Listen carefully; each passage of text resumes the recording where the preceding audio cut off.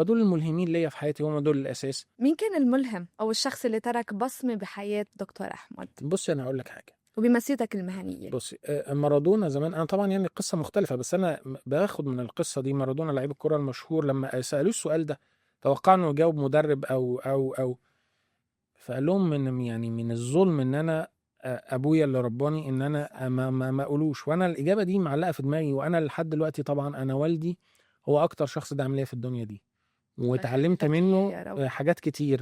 هو طبيب اصلا، فتعلمت منه حتى العطف على المرضى. يمكن هو تخصص غيري شويه من تخصص بطنه، فهم يعني غيرنا شويه.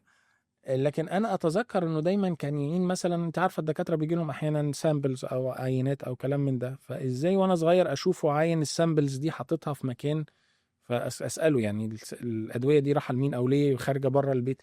يقول لي دي رايحه لفلانه مثلا، انا هشوفها النهارده ومريضه مسكينه فانا هديلها الدواء ده. رؤوف، اه عنده رحمة. فاتعلمت منه ده جدا. هو شخص جميل جدا في التعامل مع الناس. بحاول اتعلم منه ده لان دي موهبه من ربنا، احاول اقرب له. داعم ليا جدا. فطبعا الشخص الملهم ليا في حياتي هو والدي ووالدتي. والدتي ملهمه جدا في حسمها. والدتي مش قاسيه قد ما هي حاسمه. والدتي حنينه جدا، ولكن تشوف الابيض ابيض وتقول لك ده ابيض، تشوف الاسود اسود وتقول لك ده اسود. لو انت غلطان انت غلطان، واجه نفسك. اتعلمت منها ده جدا.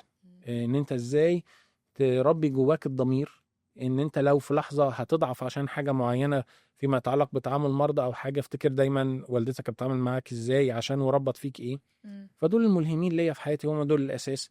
لا ننكر طبعا دور الناس الاكبر منك اللي علموك بطريقة مباشرة او غير مباشرة، وان كان انا بشوف ان دول هم الملهمين الاساسيين في حياتي.